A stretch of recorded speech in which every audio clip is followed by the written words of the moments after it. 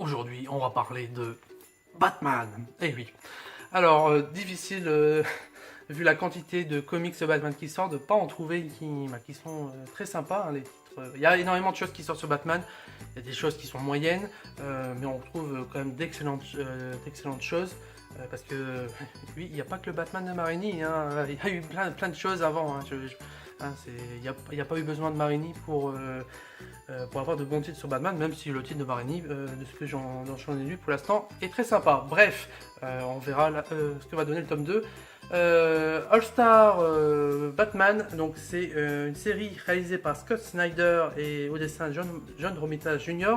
Donc c'est une série complète en 3 tomes, mais le premier tome est une histoire qui est terminée, donc ça se passe en fait avec Double Face.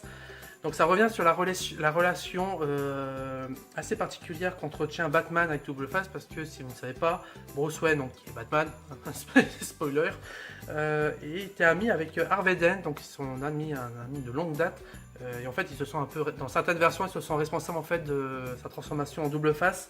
Donc là on suit à nouveau une aventure avec eux deux. C'est rempli d'action, c'est une bonne enquête, c'est tout simplement du bon Batman, c'est du All-Star Batman. Moi je trouve que le dessin de John Romita Jr., bah, le dessinateur n'est pas tout le temps au meilleur de sa forme.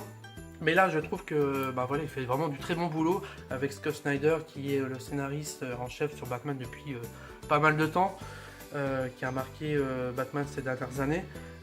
Voilà, si vous voulez un bon titre Batman, sans avoir besoin de vous plonger dans d'innombrables titres et vous lancer dans une série à rallonge, là vous aurez une série en 3 tomes, et en plus le premier tome, c'est une histoire qui est complète, et je pense que ça sera ça à chaque fois. Donc voilà, un peu de Batman, ça fait du bien, et surtout quand c'est bien fait.